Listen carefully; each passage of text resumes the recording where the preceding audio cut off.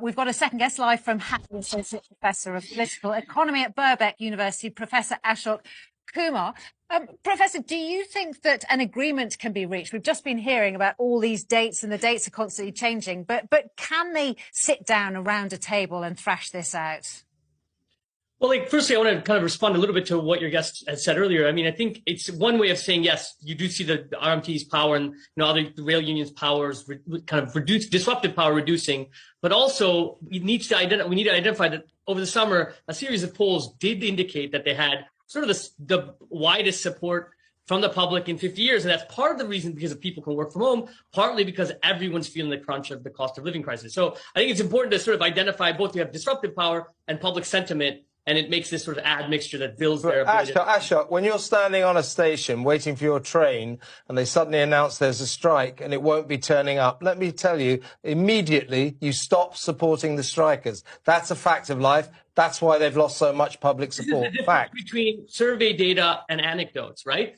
Survey data showed in the summer that we had the widest support since records were taken for rail strikes in this country. And there's a rich history of rail strikes in this country. So I think, yeah, you might feel that way. Rich history of rail strikes. Rich history, eh? Yeah, that's the highest. So you think that's a good thing that we have strikes? Not about a good thing or a bad thing. I'm identifying whether they have bargaining power. Yeah, I think it's good that people who make between 28 and 31 million pounds a year see that their real wages don't fall, and it's tied to inflation. Yeah, I think that's a good thing. You think that the public are right behind striking train drivers who are on £60,000 a year? Because if you think that, let me tell you, you've got another thing coming. It just is not the case.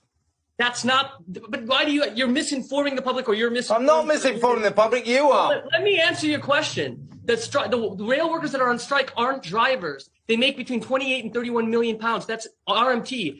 ASLEF is making, those are drivers. They make 59, 60,000 pounds on average. That's a different union. So I think it's important for you to stay informed and not misinform your public. Yeah, well, you're making between 28 and 31,000 pounds, and you're waking up and dawning. A lot of people think 31,000 pounds is a good income. The people that have profited from this, £500 million, shareholders who sat on their bum and did nothing, taking from the public when rail fares went up 37% over the course of the 9 years. So the public is getting shafted. Workers are getting lower money. They haven't got real wage increases in 3 years. But shareholders, you're defending the shareholders, the scroungers at the top that are creaming off. Why are they scroungers? Why are they scroungers? They haven't done any work. Why are they scroungers? Why are they scroungers? I'm explaining to you. They're shareholders. They're not scroungers. They're scroungers. Why? Explain why they're scroungers. You know what? I'll tell you why. Because this is a natural monopoly. They didn't provide any innovation. They got contracts, and those contracts are off the public dime. This is a public good. The public built this. The taxpayers built this. And private shareholders privatized it and profited for it by doing nothing. They didn't invest anything in it. They took public contracts. That doesn't make them scroungers. No other European country does what Britain did, which give away public. That's legalized corruption. You're defending legalized corruption. Legalized corruption. Extraordinary. I'm going to let Ben come in.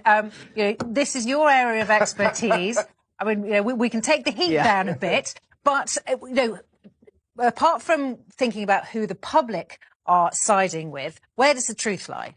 Well, I mean, yes, the RMT do represent frontline workers. They are on lower salaries. But as Kevin says, these are people who, are earning actually the minimum wage in this country is about £30,000. These are people